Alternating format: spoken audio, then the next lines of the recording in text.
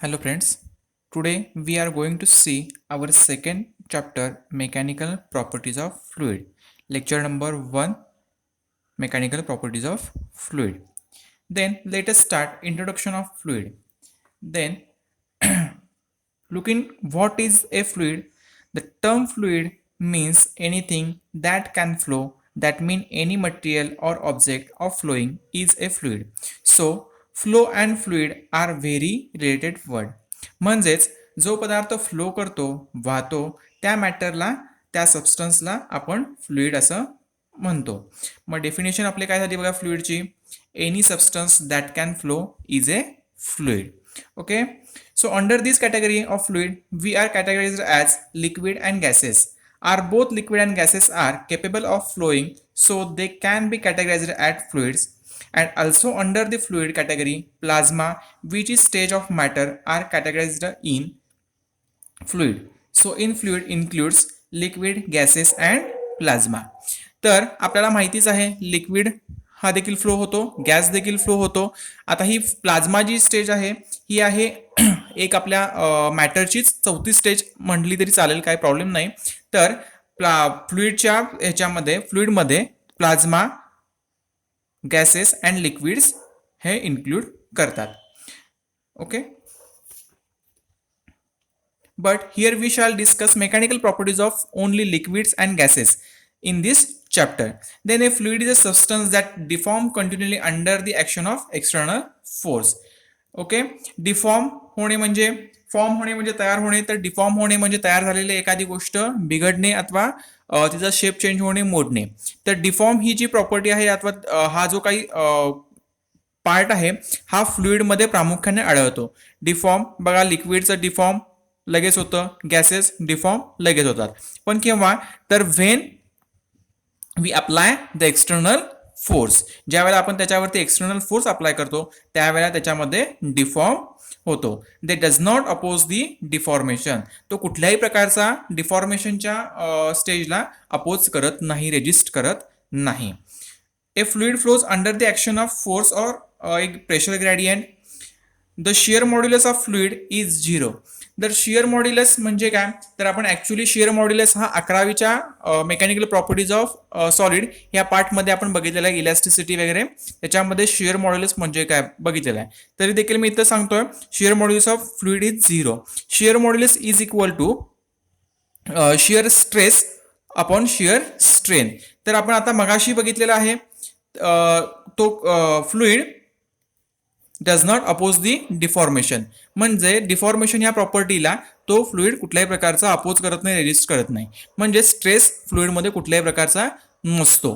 तो is equal to 0. आपण असं जर म्हटलं तर shear modulus is equal to काय म्हटलं, shear stress upon shear strain.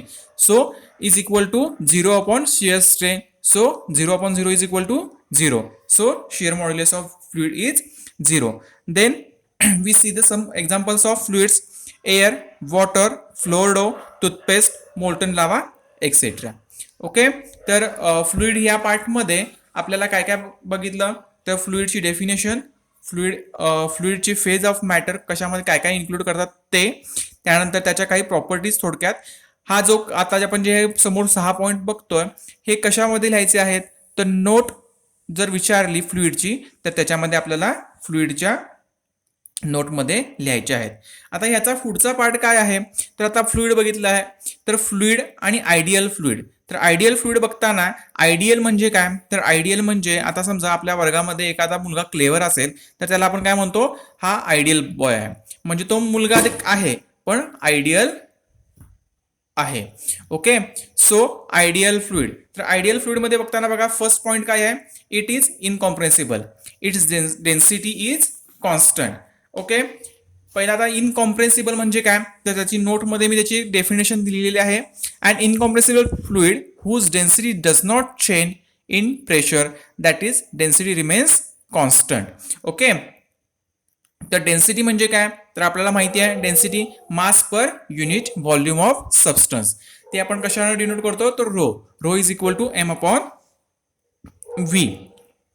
Okay, incompressible ही आयडियल फ्लुइडची प्रॉपर्टी आहे, हे पहिला लक्षात घ्या तुम्ही. फ्लुइडची फक्त म्हटली आहे का, नाही, तर आयडियल फ्लुइडची. ओके, इनकॉम्प्रेस कॉम्प्रेस म्हणजे काय, कॉम्प्रेसिबल म्हणजे काय, कॉम्प्रेस होणे, एखादी गोष्ट कॉम्प्रेस होऊन त्याच्या शेपमध्ये चेंज होणे. ओके, तर हे आयडियल फ्लुइड आहे ते इनकॉम्प्रेसिबल आहे. तर पुढचा बघा second point, its flow is irrotational, its flow is smooth, there are no turbulence in flow. Irrotational, rotational म्हणजे काय माहिती आहे तुम्हाला, राऊंड राऊंड राऊंड एखादी गोष्ट परत त्याच ठिकाणी येणे, त्याच ठिकाणी येणे. ओके, असं फ्लुइड होतं का, नाही. ओके, पण त्याच्या टर्ब्युलन्समध्ये नो टर्ब्युलन्स इन फ्लो म्हणजे काय, त्याच्या टर्ब्युलन्समध्ये फ्लोमध्ये कुठल्याही प्रकारचा टर्ब्युलन्स अडथळा निर्माण होत नाही, तो त्याचा फ्लो हा स्मूथच असतो. It is a non viscous, there is no internal friction in the flow, that is the fluid has no viscosity. Okay, non viscous म्हणजे काय, त्याच्या अगोदर आपण इंटरनल फ्रिक्शन बघूया. फ्रिक्शन म्हणजे घर्षण. तर फ्लुइडमध्ये कुठल्याही प्रकारचा रेजिस्टन्स अथवा घर्षण अथवा अडथळा कुठल्याही प्रकारचा नसतो, तो स्मूथली वाहत असतो किंवा फ्लो होत असतो. ओके, आता विस्कॉसिटी पहिला बघूया आपण. विस्कॉसिटी म्हणजे काय बघा रे, the property of fluid due to which it tends to resist the relative motion. Okay, ती बिटवीन इट्स डिफरंट लेयर्स. ह्या ऍक्च्युली आपल्याला विस्कॉसिटी जी आहे ह्याच चॅप्टरमध्ये पुढे पाहायची आहे, त्यावेळेला आपण त्याचे डीपली आपण त्याच्यावरती चर्चा करूयात. ओके, आता हा नॉन विस्कस आहे म्हणजे काय, तर रेजिस्ट करत नाहीये, तो स्मूथली फ्लो होतो, हे तुम्ही फक्त लक्षात ठेवा. ओके, फोर्थ बघा काय आहे, it's flow is steady, its velocity at each point is constant in time. It's flow is steady. Okay, हा फ्लो स्टेडी असतो, त्याच्यामध्ये कुठल्याही प्रकारचा बदल येत नाही. का बदल येत नाही, तर आता या ठिकाणी व्हेलॉसिटी चेंज झाली आहे, पुढच्या फ्लोमध्ये चेंज झाली, असं होतंय का, नाही. तर त्याची व्हेलॉसिटी ही प्रत्येक पॉइंटला ही कॉन्स्टंटच असते. व्हेलॉसिटी म्हणजे काय रे, तर distance covered by a body per unit time in a given direction. Okay, distance covered by a body per unit time in a given direction. Okay, आता आपण जे 4 पॉइंट बघितलेले आहेत ते आयडियल फ्लुइडच्या प्रॉपर्टी आहेत. ओके, त्यामध्ये काय काय बघितलं, it is incompressible, its density is constant. Okay, त्यानंतर its flow is irrotational, its flow is smooth, there are no turbulence in the flow. Third, it is non viscous, there are no internal friction in the flow, that is the fluid has no viscosity. Fourth काय बघितली रे, तर its flow is steady, its velocity at each point is constant in time. ह्या 4 property आपल्याला ideal फ्लुइडच्या बघितलेल्या आहेत. आता पुढचं काय पॉईंट आहे बघा रे, प्रॉपर्टीज ऑफ फ्लुइड. आता properties of regular fluid. Okay, ideal fluid आणि फ्लुइड. ओके, तर it does not, first property काय बघा रे, it does not oppose deformation, that is its gets permanently deform. It does not oppose, कुठल्याही प्रकारचा तो oppose करत नाही, रेजिस्ट करत नाही. म्हणजे काय, तर आपण डिफॉर्मेशन, एखाद्या पाणी, समजा पाण्याला आपण काहीतरी दाब दिला, तर ते आपल्याला काय त्याच्यावरती काय होतं का रे, नाही, इझिली आपण त्याच्यावरती दाब देऊ शकतो. ओके, म्हणजे काय करतो, अपोज करत नाही, तो परमनंटली डिफॉर्म होतो. त्याच्यामध्ये जो काही फॉर्म असतो पहिला, तो परमनंटली चेंज होऊन जातो. सेकंड प्रॉपर्टी काय आहे बघा रे फ्लुइडची, they have ability to flow. Flow होतो म्हणून आपण त्याला फ्लुइड म्हणतो. ओके, ही तर त्याची मेन प्रॉपर्टी आहे. फ्लो झाला नसता तर आपण त्याला फ्लुइड म्हटलंच नसतं, कारण आपण डेफिनेशन बघतानाच पाहिलेलं आहे, any substance that can flow is known as fluid. Okay, they have ability to flow. Third काय आहे, they have ability to take the shape of the container. They have ability to take the shape of container म्हणजे काय, आता समजा आपण ग्लासमध्ये पाणी घेतलंय, liquid. Okay, त्यानं काय घेतला, ग्लासचा शेप घेतला, तेच लिक्विड आपण बॉटलमध्ये ओतलं, त्या लिक्विडला कशाचा शेप आला, बॉटलचा शेप आला. तेच परत लिक्विड ह्याच्यामध्ये बाउलमध्ये ओतलं, त्याला बाउलचा शेप आला. ओके, ही त्याची मेन ॲबिलिटी आहे. फुगा घ्या, एअर घ्या. ओके, फुगा आपण बलून भरला एअरनं, तर त्या एअरला बलूनचा शेप आला. त्यातून आपण एका पाईपमध्ये ती एअर बाहेर काढली, तर त्या पाईपमध्ये ती एअर मावली, म्हणजे त्या पाईपचा शेप आला. ओके, त्यामुळे they have ability to take the shape of the container. आता आपण मेन फ्लुइडचे 3 पार्ट बघितले.